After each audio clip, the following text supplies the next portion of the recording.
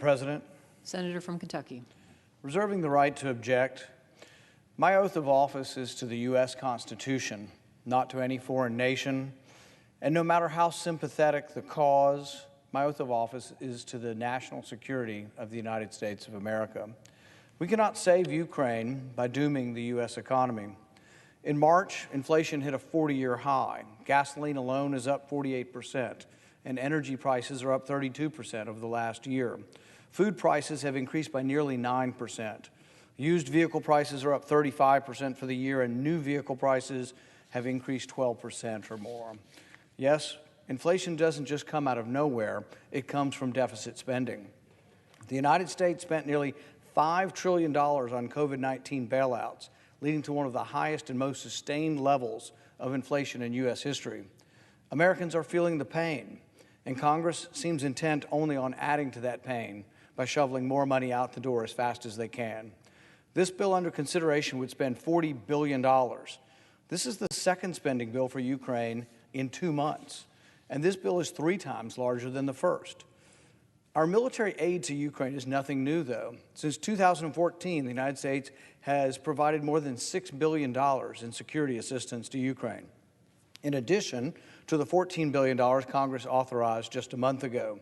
If this bill passes, the U.S. will have authorized roughly $60 billion in total spending for Ukraine. For those who say this is not enough, for those of you in this chamber who say that our military spending is never enough, let's put $60 billion into perspective. According to Elias Youssef, a security assistant at the Stimson Center, Kiev would become the largest yearly recipient of U.S. military aid of the past 2 decades. Except for the top 5 countries, $60 billion is more than every other country in the world spends on their entire military expenditures. If this gift to Ukraine passes, our total aid to Ukraine will almost equal the entire military budget of Russia. And it's not as if we have that money lying around. We will have to borrow that money from China to send it to Ukraine. The cost of this package we are voting on today is more than the U.S. spent during the first year of the U.S. conflict in Afghanistan. Congress authorized force, and the President sent troops into the conflict. The same cannot be said of Ukraine.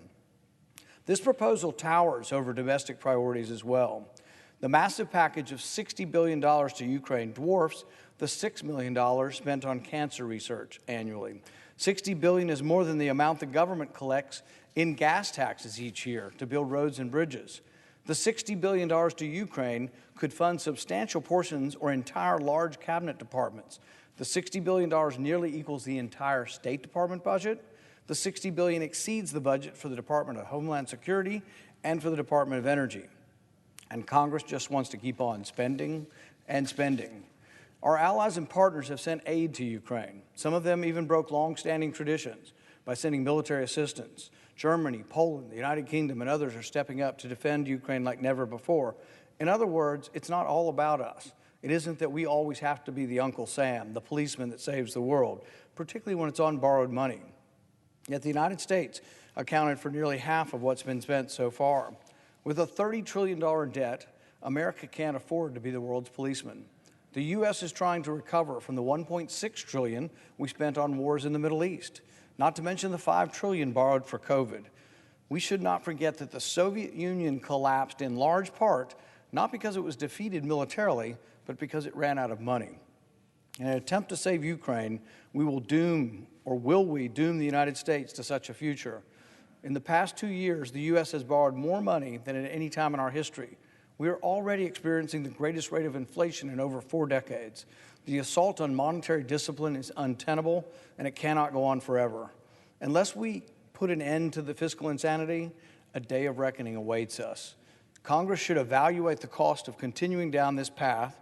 The biggest threat to the United States today is debt and inflation and the destruction of the dollar. We cannot save Ukraine by killing our economic strength. So I act to modify the bill to allow for a special inspector general. This would be the inspector general that's been overseeing the waste in Afghanistan and has done a great job. So therefore, I ask the senator to modify his request so that the Senate proceed to the immediate consideration of Calendar 368 H.R. 7691. Furthermore, that the Paul Amendment at the desk be considered and agreed to, the bill as amended be considered read a third time, and the Senate vote on passage of the bill as amended with a 60 affirmative vote threshold for passage. Does the leader so modify his request? Reserving the right to object. It's clear from the junior senator from Kentucky's remarks he doesn't want to aid Ukraine. That is not the case for the overwhelming majority here. Again, all he will accomplish with his actions here today is to delay that aid, not to stop it. It's the aid desperately needed by a valiant people fighting against authoritarianism and defending democracy. So I will not modify. Is there an objection to the original request? I object. Objection is heard.